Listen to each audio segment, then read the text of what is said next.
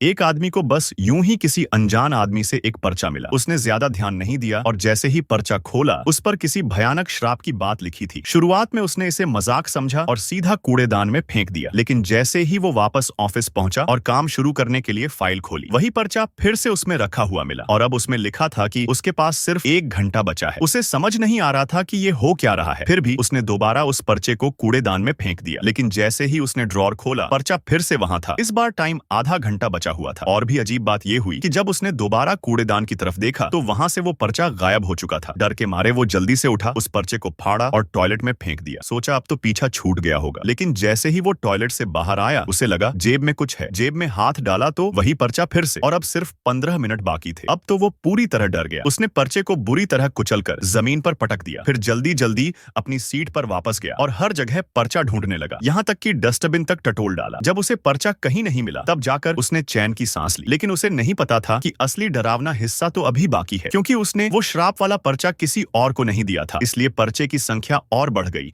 और अंत में वो खुद भी नहीं बच पाया।